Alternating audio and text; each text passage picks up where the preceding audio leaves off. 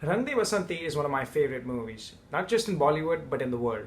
Besides being technically sound, the movie is also a $1 million concept. The concept of rebels without a cause. This concept was taken up by Hollywood movies way back in the 1950s. Rang De Basanti was released in the year 2005. So what was the common factor between America in the 50s and India in the 2000s? Both these time periods were not perfect, in fact they were far from it. The USA was still struggling with racism and political censorship back in the 1950s. And India in the 2000s, well, I don't need to list down all the problems we're facing over here. But the point is, there was one thing common between these two widely different eras in widely differing countries. That is the prosperity of the suburban middle class. And here lies the problem. The 20th century was a time of turmoil for humanity. But what's interesting is that it wasn't unique as a time period of destruction and chaos. The world has always been a harsh place, with people finding reasons to let their passions out like wars and social causes. And then suddenly, in the middle of the 20th century, the wars just ended in the western part of the world. An oversimplification, of course, because countries like America are still involved in wars across different parts of the world. But the distance between these wars and the lifestyle of the average American is enormous. In addition, there was a post-World War II boom in the United States which led to a time of unprecedented middle-class prosperity. Young white kids in America were growing up with everything they wanted. Comfortable families, good schools, and friendly environments. This was the first time in human history that any country in the world witnessed the type of comfort that the average white American was born into in the 1950s. But being the very first generation in the history of mankind to face this kind of lack of reason or purpose, unwittingly was a factor in the psychology of the youth. These kids were growing up with the same human levels of passion and ambition to be part of something bigger in their lives, like a great war or a great cause.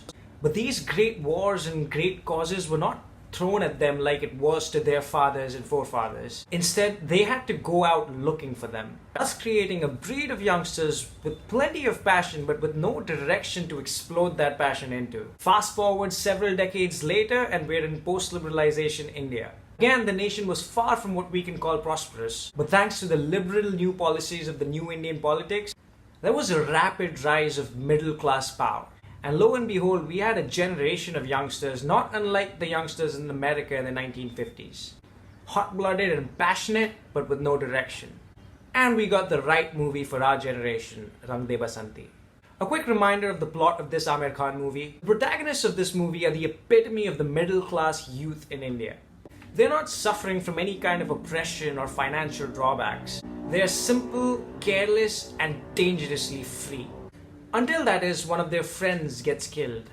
This friend is an Indian Air Force pilot who gets killed in a plane crash apparently because of faulty parts purchased by the Indian Defense Minister, which all can be traced back to the overall deep-rooted corruption in the Indian political system. And then the plot of this movie parallels this group of youngsters as they try to avenge the death of their friend to the group of revolutionaries who were fighting the British colonial system a century earlier.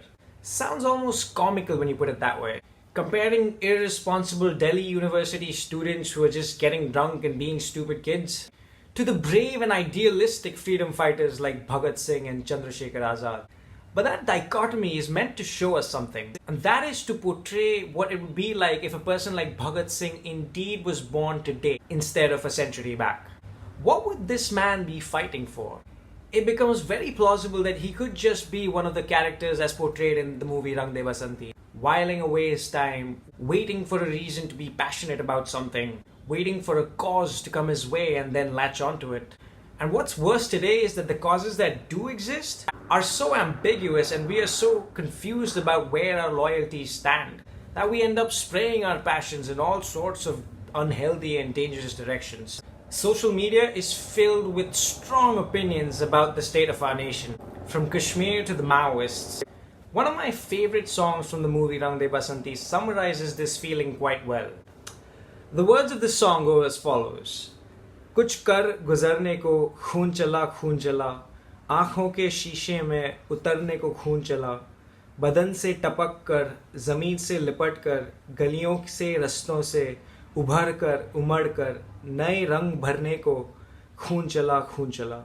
I've taken the liberty to summarize this passage in one English sentence as follows. While our blood runs hot, we have no colors to fill our hearts with. Which brings me to my parting questions to you. What colors fill your heart? Is it your country? Is it your family? Is it the company you work for? Leave your responses with me, please, because I am curious indeed. Happy Independence Day, y'all, and thanks for watching.